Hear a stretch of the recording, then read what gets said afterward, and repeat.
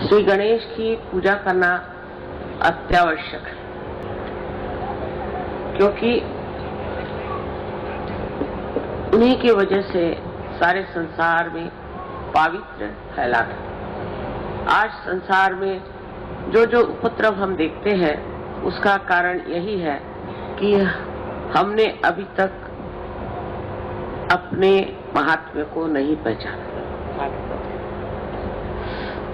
और हम लोग ये नहीं जानते कि हम इस संसार में किस लिए आए हैं और हम किस कार्य में पड़े हुए हैं, हमें क्या करना चाहिए।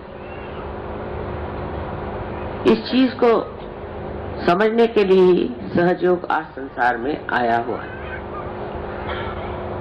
जो कुछ भी कलयुग की घोर दशा है उसे आप जानते हैं, मुझे वो बताने की इतनी जरूरत नहीं है, पर हमें जान लेना चाहिए कि मनुष्य जो है धर्म से परावृत्त हो गया।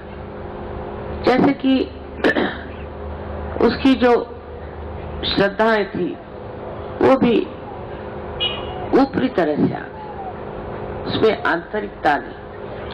वो समझ नहीं पाता है कि श्री गणेश को मानना माने क्या है, अपने जीवन में क्या चीजें होनी चाहिए। लेकिन ये बड़ा मुश्किल है, कितना भी समझाइए, कुछ भी कहिए, लेकिन मनुष्य नहीं समझ पाता है कि श्री गणेश को किस तरह से हम लोग मान सकते हैं।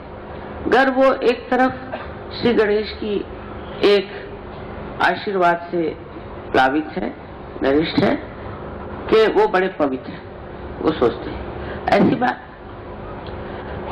अगर आप बहुत ईमानदार आदमी हैं तो ठीक है, लेकिन नैतिकता में आप कम है तो गलत है। अगर आप संसार के जो कुछ भी प्रश्न है उसकी ओर ध्यान नहीं देते तो भी आप में अभी संतुलन नहीं आया।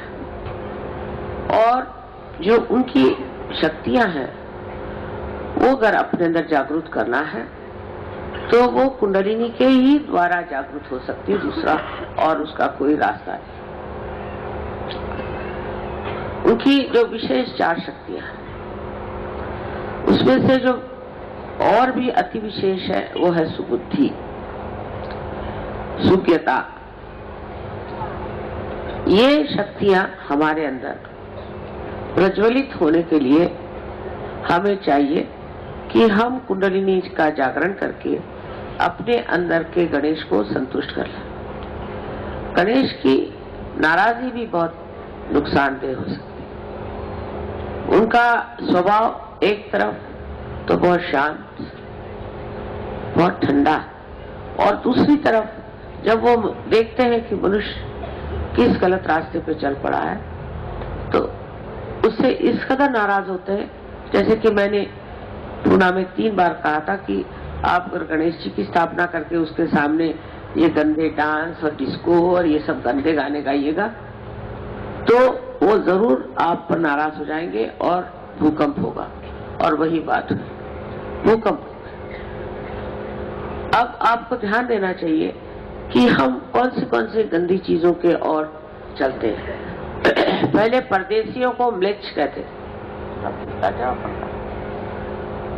परदेशियों को हम म्लेच्छ कहते थे, माने उनकी इच्छा सब मलक की ओर जाती। लेकिन अब हम लोग भी म्लेच्छ हो रहे हैं।